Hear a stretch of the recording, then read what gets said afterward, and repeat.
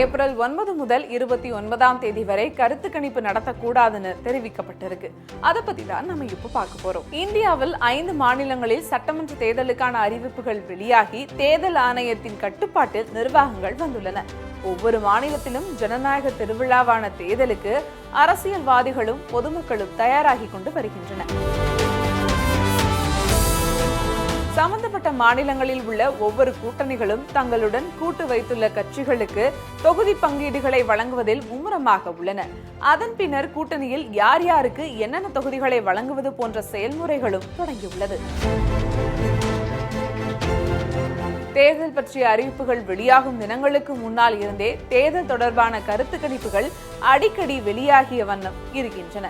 ஒவ்வொரு தேர்தல் கருத்து கணிப்புகளும் தற்போது நியாயமான முறையில் நடத்தப்படுவது இல்லை. பெரும்பாலான கருத்து கணிப்புகள் தங்கள் சார்ந்த கட்சிகளுக்கு ஆதரவாகவே முடிவுகளை கூறுவதாக இருக்கின்றன. பெரும்பாலான கருத்து கணிப்புகள் பலமுறை தேர்தலில் முடிவுகளுக்கு எதிர்மாறாக இருந்துள்ளன.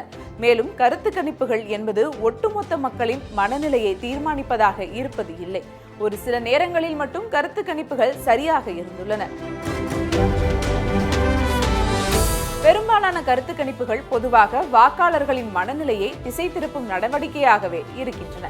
இதுபோன்ற செயல்பாடுகளை தவிர்க்க இந்திய தேர்தல் ஆணையம் கடுமையான கட்டுப்பாடுகள் விதித்துள்ளது. வாக்குப்பதிவுக்கு பிந்தைய கருத்து கணிப்புகளை வெளியிடுவதற்கு குறிப்பிட்ட காலம் வரை தேர்தல் ஆணையம் தடை விதிக்கிறது. இந்த தடையின்படி ஏப்ரல் 9ஆம் தேதி காலை 7 மணி முதல் ஏப்ரல் 29ஆம் தேதி மாலை 6:30 மணி வரை எந்த ஒரு ஊடகமும் கருத்து கணிப்பு முடிவுகளை வெளியிடக்கூடாது.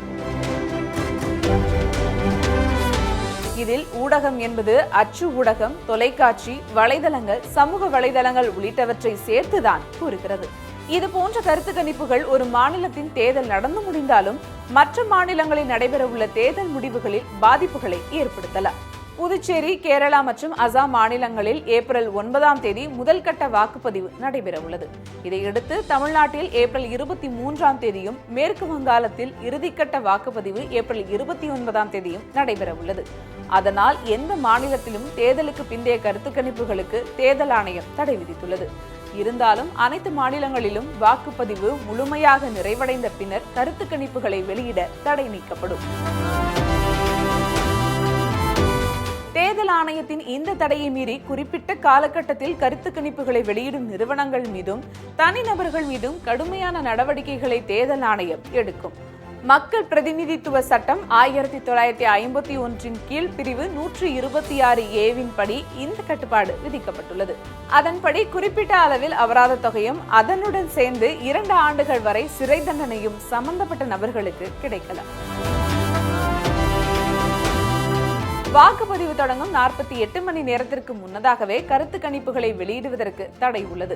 தேர்தல் ஆணையம் முக்கிய ஊடகங்கள் மட்டுமின்றி சமூக வலைதளங்களான எக்ஸ், ஃபேஸ்புக், யூடியூப் உள்ளிட்டவைகளையும் உன்னிப்பாக கண்காணித்து வருகிறது. இதில் தனிநபராக சுய கருத்து கணிப்புகளை தடை காலத்தில் வெளியிடுவதும் குற்றமாகும். இவற்றை கண்காணிக்கவும் தனியாக ஒரு குழு அமைக்கப்பட்டுள்ளது.